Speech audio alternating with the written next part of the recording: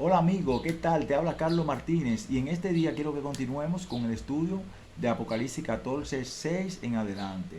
Y estamos ahora estudiando el versículo 7 y estamos enfocados en la hora de su juicio ha llegado. Pero para llegar a la hora del juicio quiero que nosotros estudiemos el cumplimiento del tiempo. Y para eso queremos pedir la dirección del Espíritu Santo en oración. Bendito Dios y amado Padre que estás en los cielos, santificado y glorificado sea tu nombre. Te damos gracias, Señor, por la oportunidad que nos has dado de estar aquí en este día. Gracias por permitir que escudriñemos las escrituras y que tú nos permitas ver en esta hora este estudio. Te damos las gracias y que tu Espíritu nos acompañe en el nombre de Jesús. Amén. Entonces, para comenzar, quiero que vayamos a Isaías 46:9.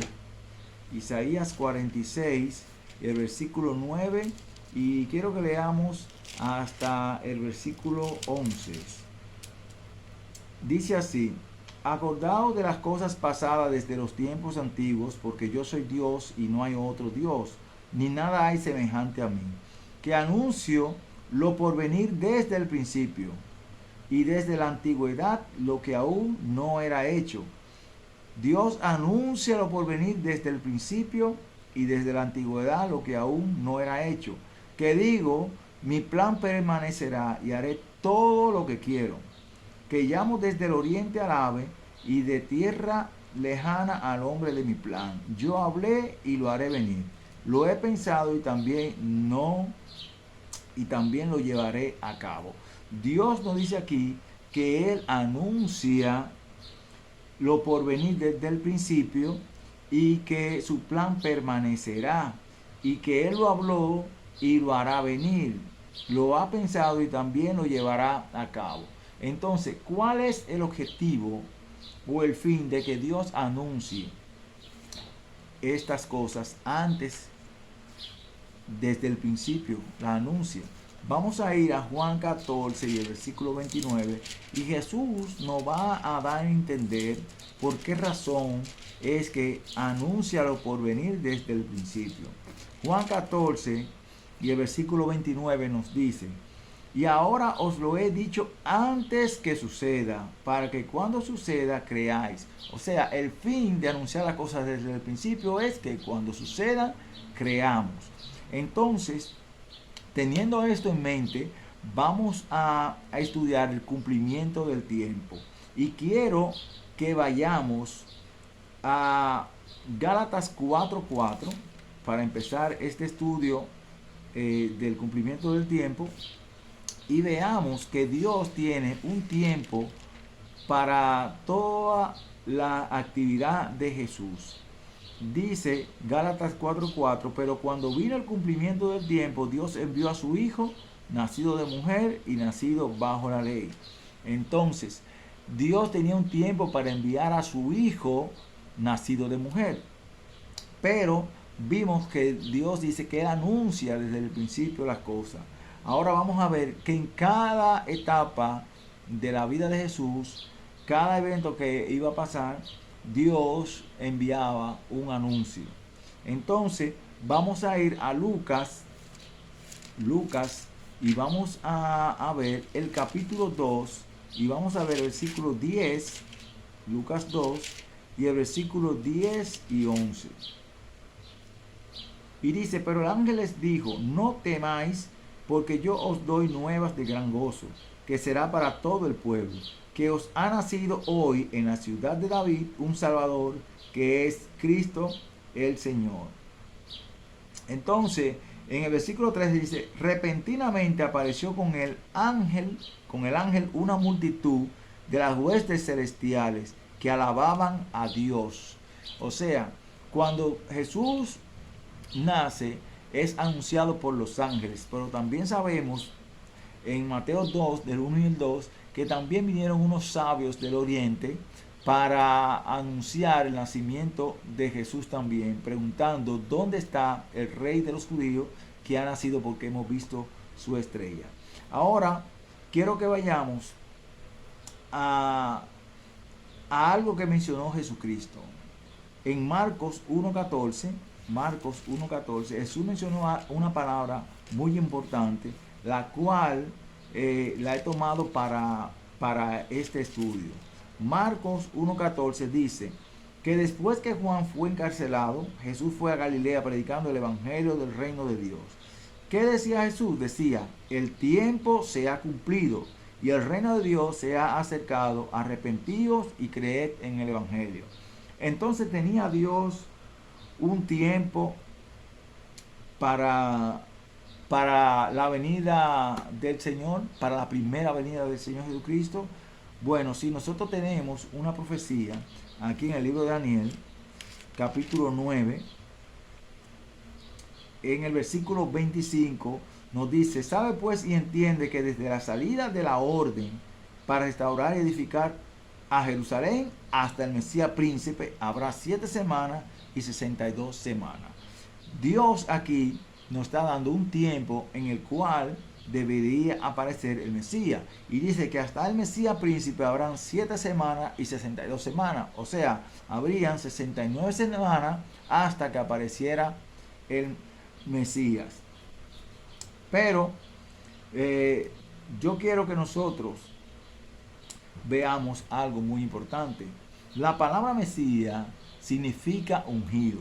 La palabra Mesías significa ungido. Ahora vamos a ver si Jesús fue ungido. Vamos a ir al libro de Hechos, y vamos a leer en el capítulo 10 el versículo 37 y el 38.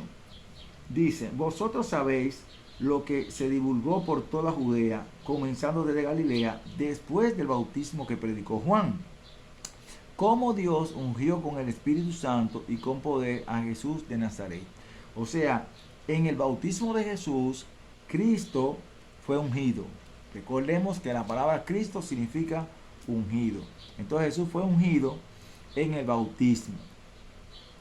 Vamos a ver si hubo un anuncio de esta primera venida de Jesús. Vamos a ver, hubo un anuncio de la primera venida de Jesús. Vamos a ir a Juan, el capítulo 1, y vamos a leer el versículo 29 hasta el 31. Juan 1, 29 al 31 dice, al siguiente día vio Juan a Jesús que venía a él y dijo, este es el Cordero de Dios que quita el pecado del mundo. Este es de quien yo dije, después de mí viene un hombre que es antes de mí, porque era primero que yo, y yo no lo conocía. Pero por esto vine bautizando con agua, para que él fuera manifestado a Israel. O sea, la primera manifestación de Jesús fue anunciada por Juan el Bautista. Ahora, vamos a notar ahora en varios versículos por qué, cómo sabemos que cuando Jesús dice el tiempo se ha cumplido, está hablando de las 70 semanas, de la última semana de estas 70 semanas que fue profetizada por Daniel. Quiero que leamos esta profecía que empieza en el versículo 24. Dice, 70 semanas están determinadas sobre tu pueblo y sobre tu santa ciudad. ¿Cuántas semanas estaban determinadas para el pueblo de Israel? 70 semanas. Ahora, cuando Jesús dice el tiempo se ha cumplido, está hablando en el versículo 26. El versículo 25. Está hablando del versículo 25, que hasta el Mesías príncipe habrían 7 semanas y 62 semanas. Pero algo que especifica que estas 70 semanas, la última, estaba en el cumplimiento, es porque al empezar dice 70 semanas están determinadas sobre tu pueblo. ¿Qué quiere decir que estaban determinadas? Estaban esta semana solamente para el pueblo de Israel, dice ahí. Están determinadas para tu pueblo. O sea, cuando el Mesías llegara, iba a estar enfocado solamente ¿quién? En Israel.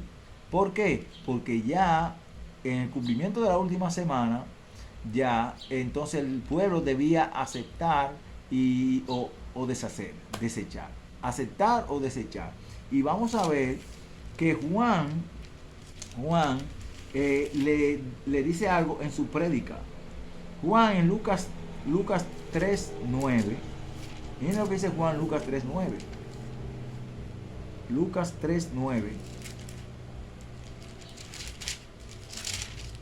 Lucas 3:9 dice: además el hacha ya está puesta a la raíz de los árboles. Por tanto, todo árbol que no da buen fruto se corta y se echa al fuego. Y los árboles representan a Israel, ¿verdad? Entonces Israel no daba frutos. Los frutos que el Señor esperaba que diera, no lo daba. Por eso Juan el Bautista dice: además el hacha ya está puesta a la raíz de los árboles, por tanto, todo árbol que no da buen fruto se corta y se echa al fuego. O sea, ya el hacha estaba preparada porque las 70 semanas estaban determinadas para ese pueblo, Y vamos a ver en diferentes versículos que así es como Jesús lo presentó también. Vamos a ir a Mateo 10, y vamos a ver el versículo, los versículos 5 y 6. Y vamos a ver que Jesús, así como Juan predicó de que ya el hacha estaba puesta a la raíz de los árboles para ser cortado, miren lo que dice Jesús. Como ya estaba en la última semana, era la última semana de oportunidad que tenían para dar frutos, no lo dieron. Dice: a estos dos envió Jesús y les dio instrucciones diciendo: por camino de gentiles no vayáis, y en ciudades samaritanos no entréis, sino id antes a las ovejas perdidas de la casa de Israel. Ya Jesús, como es la última semana que le queda al pueblo de Israel como pueblo o nación escogida para predicar el evangelio de salvación, entonces Jesús envía a los discípulos a predicar a las ovejas perdidas de la casa de Israel exclusivamente. Ni vayáis por camino de gentiles, ni por camino de samaritanos. No entré a la ciudad de samaritanos. Vamos a leer también, para tener algo más amplio, Mateo 15 y el versículo 24. Y vamos a ver que aquí se le acerca una mujer cananea a Jesús pidiendo por su hija. Y entonces los discípulos, en el versículo 23 de Mateo 15, dice: despídela, pues viene gritando detrás de nosotros. Entonces Jesús le respondió y dijo: no soy enviado sino a las ovejas perdidas de la casa de Israel. Pero nosotros sabemos que Jesús no vino exclusivamente para salvar al pueblo de Israel, sino para salvar al mundo. Porque Juan 3:16 nos dice que de tal manera amó Dios al mundo que ha dado su Hijo unigénito para que todo aquel que en él crea no se pierda, mas tenga vida eterna. Entonces, pero Jesús dice aquí: no soy enviado sino a las ovejas perdidas de la casa de Israel. El enfoque de Jesús era en esta última semana que estaba dedicada para este pueblo rebelde. Entonces, otro punto que queremos ver es en Hechos 13, el versículo 46. Y fíjense que ya en este punto, cuando Pablo está hablando, ya las 70 semanas, la última semana ya había concluido en esta semana. Y vamos a ver el fin de esta semana más adelante. Dice aquí en el versículo 46 de Hechos 13: entonces Pablo y Bernabé, hablando con valentía, dijeron: a vosotros a la verdad era necesario que se os hablara primero la palabra de Dios, pero puesto que la desecháis, no os juzgáis dignos de la vida eterna. Nos volvemos a los gentiles. Entonces dice Pablo que era necesario que a ellos se le hablara primero. Por eso la urgencia de Jesús mandar a los discípulos a las ovejas perdidas de Israel, y el mismo Jesús que dijo que no ha sido enviado sino a las ovejas perdidas de Israel, porque estaban en la conclusión de su última semana. Este era el enfoque de Jesús para salvar al pueblo de Israel, que había sido elegido como nación santa por Dios y pueblo escogido para anunciar las buenas nuevas de salvación al mundo. Si fueran por ello, hoy no conociéramos del evangelio, porque no daban frutos, no daban a conocer el evangelio que Dios quería que fuera salvación para toda la tierra.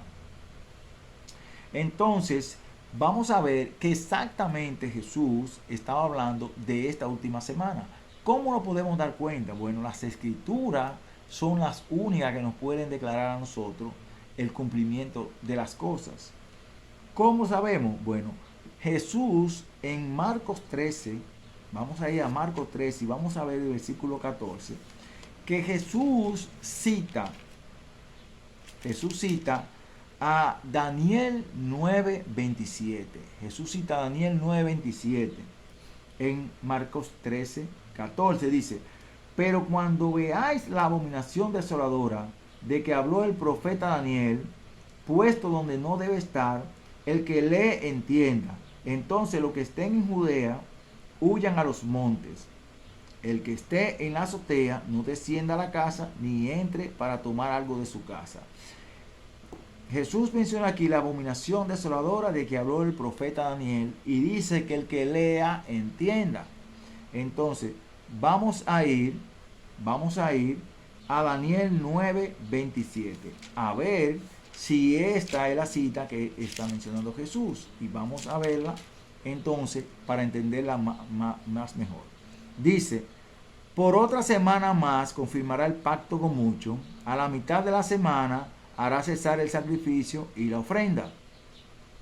Después, con la muchedumbre de las abominaciones, vendrá el desolador hasta que venga la consumación y lo que está determinado se derrame sobre el desolador. ¿Qué me está diciendo a mí aquí? Jesús me menciona la abominación y vendrá el desolador. La abominación desoladora. Jesús me está citando Daniel 9:27. Pero vamos a ver en este versículo de Daniel 9:27 que por otra semana más confirmará el pacto con muchos. Está hablando de las últimas semanas, la semana 70. Y dice que a la mitad de la semana hará cesar el sacrificio y la ofrenda. Ahora, después que sucede eso, entonces es que viene la abominación desoladora. Después que pasa que el pacto con muchos y a la mitad de la semana hace cesar el sacrificio. Vamos a ver entonces con las escrituras que esto se cumplió así en el mismo orden que dice. Entonces, dice aquí que hará un pacto con muchos. La semana que tiene por otra semana más confirmará el pacto con muchos. ¿Dónde encontramos este pacto que es con muchos? Pacto con muchos. Dice Mateo 26:28. Mateo 26 y el versículo 28. Dice: porque esto es mi sangre del nuevo pacto que por muchos es derramada para perdón de los pecados. Entonces Jesús dice aquí en la Santa Cena que su sangre es la sangre del nuevo pacto que por muchos es derramada para perdón de los pecados. Y versículo 7 de Daniel 9 dice que por otra semana más confirmará el pacto con muchos. Entonces, dice: a la mitad de la semana hará cesar el sacrificio y la ofrenda.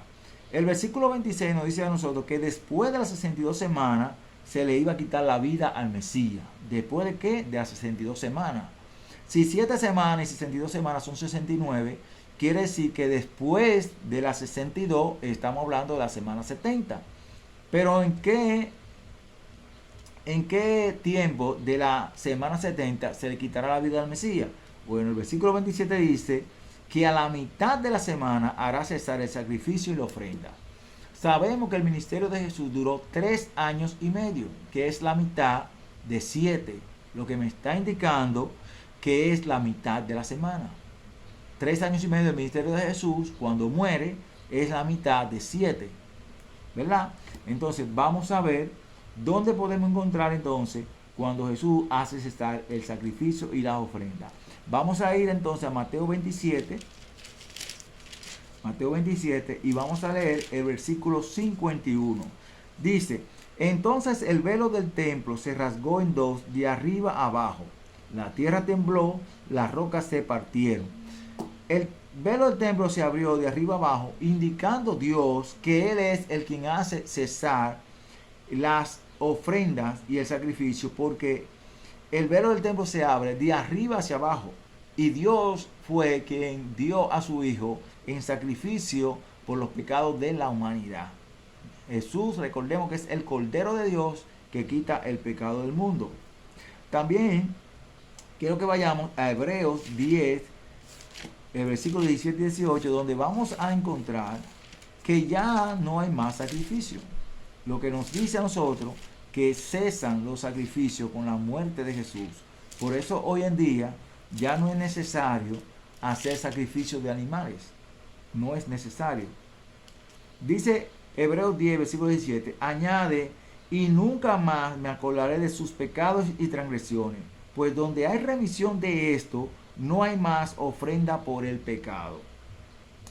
¿Verdad? Entonces, aquí está hablando del pacto que iba a hacer Dios después de aquellos días. Entonces ya vimos que Jesús hizo un pacto con muchos por medio de su sangre.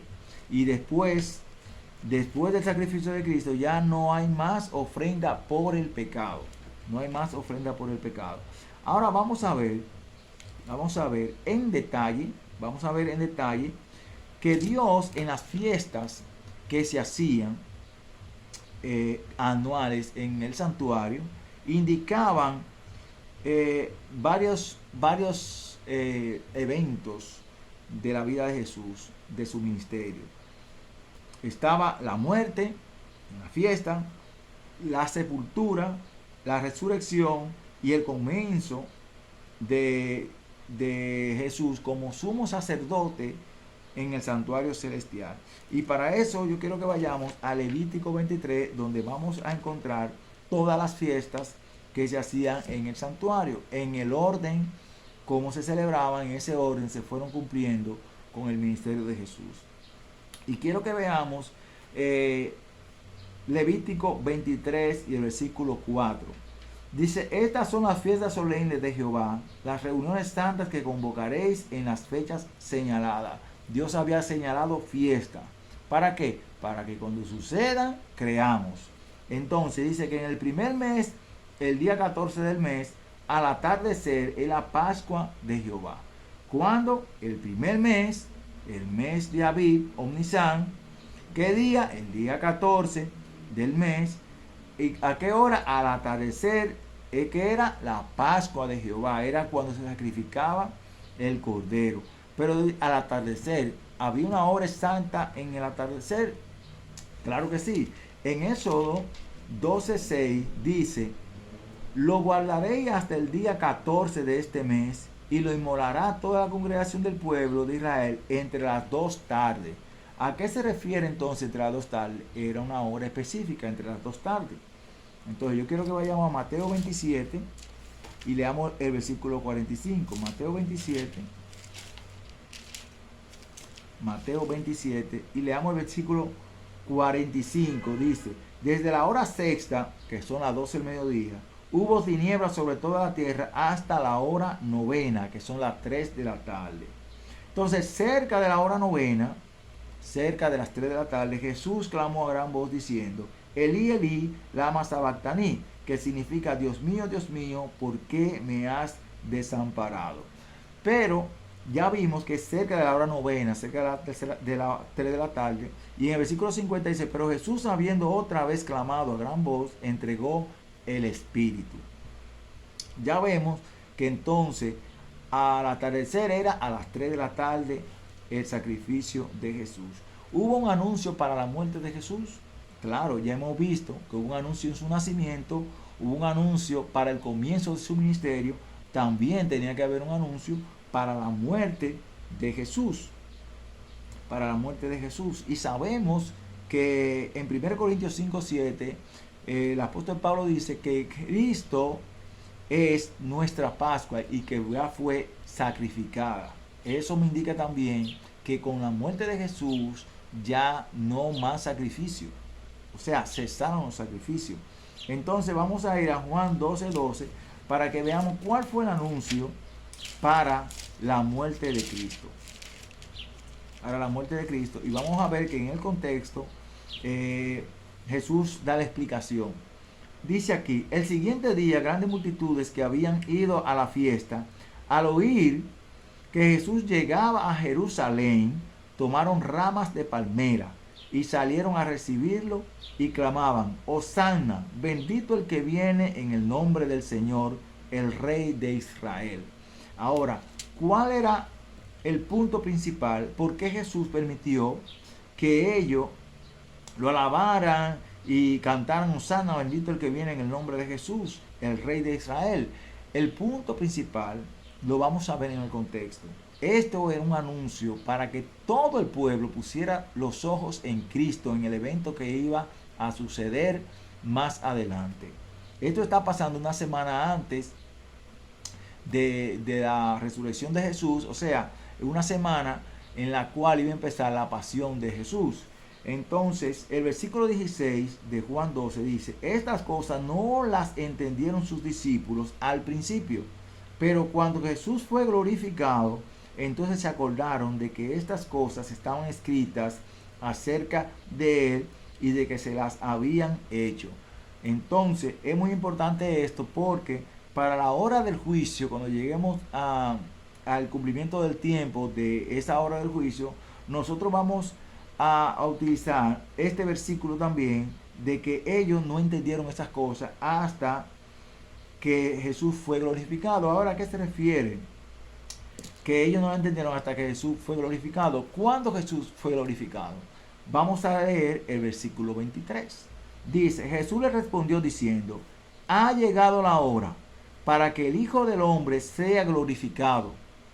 De cierto os digo, que si el grano de trigo que cae en la tierra no muere, queda solo, pero si muere, lleva mucho fruto. Entonces, ¿cuándo Jesús iba a ser glorificado? En la cruz del Calvario. Con su muerte, entonces Jesús iba a ser glorificado. Por eso Jesús entonces dice que si el grano de trigo que cae en la tierra no muere, queda solo, pero si muere, lleva mucho fruto. Entonces, hemos visto aquí el cumplimiento de esta fiesta de la Pascua. La Pascua. Ahora, vimos también el anuncio que se dio para la muerte de Cristo. Ahora vamos a ver para la sepultura de Jesús. Había una fiesta que representaba la sepultura de Jesús.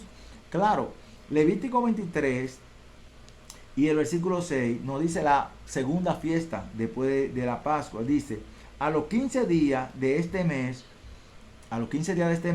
se refiere entonces al día siguiente del día de la Pascua. Es la fiesta solemne de los panes sin levadura, en honor a Jehová. 7 días comerás panes sin levadura. Entonces, la fiesta de los panes sin levadura representa entonces la sepultura de Jesús. La sepultura de Jesús. Pero yo quiero hacer aquí una observación. En Éxodo 16, del 15 al 24, usted puede ver la historia del maná. La historia del maná. Dios le dio maná al pueblo y le daba todos los días maná para que ellos comieran en el desierto. Pero no debía el pueblo guardar de un día para otro del maná. No debían guardar. ¿Por qué? Porque cuando guardaban se agusanaba. Pero había, vamos a leer, que ellos sí podían guardar del viernes para el sábado, podían guardar doble porción y no se agusanaba. Miren lo que dice Éxodo 16, el versículo 20, dice: pero ellos no obedecieron a Moisés, sino que algunos dejaron algo para el otro día, pero crió gusano y apestaba. Y miren lo que dice el versículo entonces 23, dice: él les dijo: esto es lo que ha dicho Jehová, mañana es sábado, el día de reposo consagrado a Jehová. Lo que tengáis que cocer, cocerlo hoy, o sea, el día antes. Y lo que tengáis que cocinar, cocinarlo, y todo lo que os sobre, guardarlo para mañana. O sea, lo que les sobraba el día anterior al sábado, tenían que guardarlo. Entonces, dice el versículo 24, que ellos lo guardaron hasta el día siguiente, según lo que Moisés había mandado, y no se agusanó ni apestó. ¿Qué significa esto? Juan 6:51, miren lo que dice Juan 6:51, para que nosotros veamos, ya habíamos estudiado que el pan representaba el cuerpo de Cristo, ¿verdad? Ahora vamos a ver 6:51. Juan 6:51 dice: yo soy el pan vivo que descendió del cielo. Si alguien come de este pan, vivirá para siempre. Y el pan que yo daré es mi carne, la cual yo daré por la vida del mundo. Ese pan, el maná, que fue dado al pueblo de Israel, representaba entonces el cuerpo de Cristo. Dice Jesús aquí que Él es el pan y que ese pan representa la carne, su carne. Entonces, cuando esta carne se guardaba de un día para otro, se agusanaba, ¿verdad? Pero cuando se guardaba del viernes para el sábado, no se gusanaba. Entonces vamos a ver cuál era la explicación profética de este pasaje. ¿Dónde nosotros vamos a ir? Yo quiero que vayamos al libro de Hechos. El libro de Hechos, vamos a ver en el libro de Hechos qué fue lo que pasó aquí. Hechos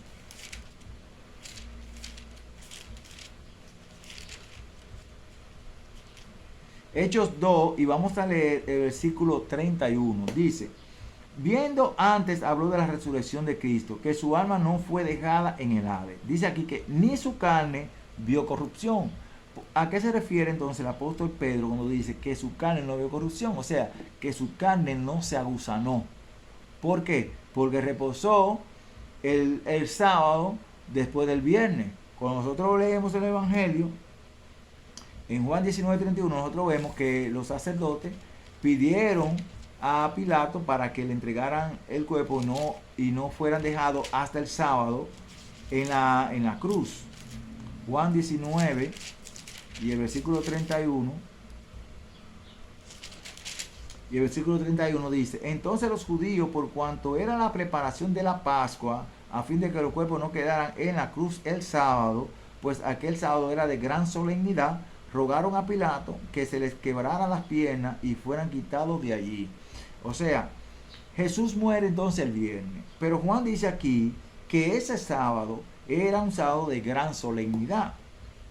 Y Levítico 23 dice que eran fiestas solemnes. Pero ¿por qué dice Juan que era un sábado de gran solemnidad? Es porque aquí se estaban uniendo un sábado ceremonial con un sábado del cuarto mandamiento. El sábado ceremonial, porque el 15 de ese mes, no importaba el día que cayera, era sábado, podía ser lunes, martes, miércoles, cualquier día de la semana, el 15 de ese mes era un sábado. Pero este sábado cayó un sábado ceremonial junto con un sábado del cuarto mandamiento, del séptimo día. Por eso Juan le llama que era un sábado de gran solemnidad. Ahora, ¿qué fiesta anunciaba la resurrección de Jesús? Vamos a Levítico 23 y vamos a leer el versículo 10 y 11. Estos versículos representan entonces, ¿qué significaba esta fiesta? La resurrección de Jesús. Dice: habló Jehová a Moisés y le dijo: habla a los hijos de Israel y diles: cuando hayáis entrado en la tierra que yo os doy y seguéis su mies, traeréis al sacerdote una gavilla como primicia de los primeros frutos de vuestra siega. El sacerdote mecerá la gavilla delante de Jehová para que sea aceptado. El día siguiente al sábado la mecerá. ¿Cuál era el día siguiente al sábado? Bueno, en la ocasión de la muerte y la sepultura de Jesús era el primer día de la semana. Entonces vamos a ir a 1 Corintios. Entonces vamos a ver que el apóstol Pablo entendía todos esos ritos en Jesús. Ya vimos que él mismo Pablo nos dijo que Cristo es nuestra Pascua. Ahora 1 Corintios 15:20. 1 Corintios 15 y el versículo 20 nos dice: pero ahora Cristo ha resucitado de los muertos. ¿A qué? Resucitado de los muertos. Primicias de los que murieron es hecho. La fiesta de la primicia representaba entonces la resurrección de Cristo. ¿Hubo un anuncio en la resurrección de Cristo? Claro, nosotros vimos que los ángeles anunciaron a las mujeres cuando fueron al sepulcro que ya Jesús no estaba ahí porque había resucitado. Es un anuncio. Pero Mateo también 27 y el versículo 52 nos da una referencia de alguien más que anunció la resurrección de Jesús. Y vamos a leer en Mateo 27, versículo 52, los sepulcros se abrieron y muchos cuerpos de santos que habían dormido se levantaron. Y después que él resucitó, salieron de los sepulcros, entraron en la santa ciudad y aparecieron a muchos. Entonces, estos santos también, que aparecieron a muchos, estaban anunciando también la resurrección de Jesús. Ahora vamos a ver la fiesta que seguía después de la fiesta de las primicias. Y esta fiesta es la fiesta del Pentecostés. La fiesta del Pentecostés. ¿Qué representaba esta fiesta? Bueno, en esta fiesta, Levítico 23, el 15 y 16 dice: contaréis 7 semanas cumplidas desde el día que sigue al sábado, ¿verdad? Desde el domingo, desde el día en que ofreciste la gavilla de la ofrenda mecida, que fue el primer día de la semana, hasta el día siguiente al séptimo sábado, contaréis 50 días. Entonces ofreceréis el grano nuevo a Jehová. Vamos a detenernos ahí y vamos a volver aquí. Hechos 2, vamos al libro de Hechos, vamos a ver que en el Pentecostés se cumple esto así mismo al pie de la letra. Hechos 2, y vamos a leer el versículo 41, dice: así que los que recibieron su palabra fueron bautizados y se añadieron aquel día como 3,000 personas. Entonces, ¿cuántos se añadieron? Como 3,000 personas se añadieron. Y recuerden que aquí en Levítico 23 dice que hasta el día siguiente al séptimo sábado contaréis 50 días. Entonces ofreceréis el nuevo grano a Jehová. Estas 3,000 personas que se bautizaron son el nuevo grano a Jehová que fue presentado. ¿Por qué? Por la muerte de Jesús. Recuerda que Jesús dijo que si el grano que caía a tierra no moría, no lleva fruto. Pero si moría, llevaba mucho fruto. Estos son los frutos del sacrificio de Jesús. Ahora, ¿qué anunciaba el día de Pentecostés? ¿Qué anunciaba el día de Pentecostés? Bueno, el día de Pentecostés anunciaba el ministerio de Jesús, el comienzo del ministerio de Jesús en el santuario celestial. De cómo hacer que el día de Pentecostés lo que anunciaba era el inicio de Jesús como ministro en el santuario celestial. Vamos a ir al libro de Hebreo, y vamos a volver al libro de Hechos, Hebreo 8, y vamos a leer el versículo 2. Dice: él, hablando de Jesús, es ministro del santuario y de aquel verdadero tabernáculo que levantó el Señor y no el hombre. Jesús, que es el ministro de aquel verdadero tabernáculo que levantó el Señor y no el hombre. O sea, no está hablando del santuario terrenal, está hablando del santuario celestial. ¿Quién es el ministro? Jesucristo. Ahora, ¿el Pentecostés era un anuncio del ministerio de Jesús en el santuario celestial? Sí, vamos a ir a Apocalipsis 5.